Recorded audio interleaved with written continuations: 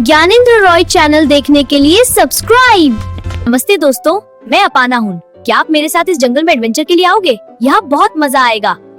रंगपुर नाम का एक छोटा सा शहर था जहाँ रंग बिरंगे घर, खुशमिजाज चिड़िया और बच्चों की खिलखिलाती हंसी हर सुबह की पहचान अरे थी। वाह, कितना सुंदर तितली। पास आओ मेरे पास।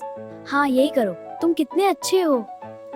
रिंकू हर चीज में छुपा रहस्य ढूंढता रहता था। स्कूल जाते समय वो तितली देखकर सोचता, ये हवा में गिरती क्यों नहीं, और खेलते समय पत्थर उठाकर पूछता, ये इतना भारी क्यों होता है। जब भी वो दादी से ऐसा सवाल पूछता, दादी देखो, इस पाथर में जादू है। दादी मुस्कुराकर कहती, बेटा, दुनिया में कुछ चीजें जादू से चलती हैं। एक शाम बारिश होने वाली थी। दादी ने आवाज देकर कहा, रिंकू, तालाब वाले गुलमोहर के नीचे रखा पुराना डिब्बा उठा ला। रिंकू छाता लेकर बाहर निकला। हवा तेज थी, पेड़ झूल रहे थे।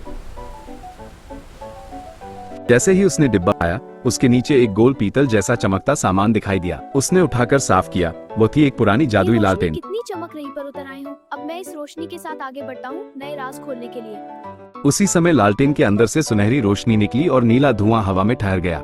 धीरे धीरे धुआं आकार लेकर एक छोटे मजेदार जिन्नी में बदल गया। तारे चमक रहे हैं, देखो मैं ऊपर तैर रहा हूँ, मुझे बहुत अच्छा लग रहा है। वो बोला, सलाम, मैं हूँ फुल्लू, जादुई लालटेन का जिन्नी, और अब तुम मेरे नए मालिक हो। रिंकू की आंखें चमक उठी। क्या तुम मेरी इच्छाएं पूरी करोगे? फुल्लू ने हंसकर कहा, पूरी 3 इच्छाएं। अगले दिन स्कूल में साइंस मेले में सब बच्चे प्रोजेक्ट लेकर आए थे, पर रिंकू अभी तक नहीं जानता था कि क्या दिखाए। उसने फुल्लू को बुलाया और कहा, मेरी पहली इच्छा, साइंस मेले में कुछ ऐसा हो जो सबको हैरान कर दे। फुल्लू बोला, एब्रा का डबरा, साइंस का नजारा। चिंगारियों के साथ एक बोलने वाला मिनी रोबोट रिंकू के हाथ में आ गया। मेले में रोबोट बोला, नमस्ते, मैं रोबू हूँ।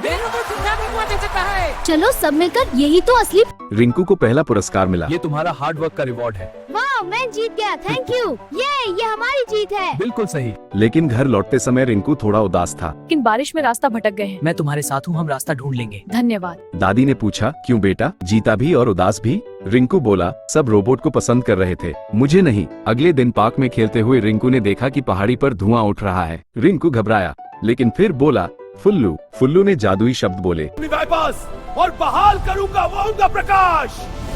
पूरा शहर बोल उठा। हम सब मिलकर खुश हैं। अब सिर्फ आखिरी इच्छा बची थी। अगले दिन स्कूल में रिंकू ने देखा कि सोना नाम की एक बच्ची रो रही थी। उसका पालतू खरगोश गुम हो गया था। उसने सब बच्चों को बुलाया, हम टीम बनाकर ढूंढेंगे। सब बच्चों ने जंगल के किनारों, झाड़ियों और तालाब के पास खोज शुरू की। 2 घंटे बाद खरगोश मिल गया। भैया, हम इसके पीछे चले।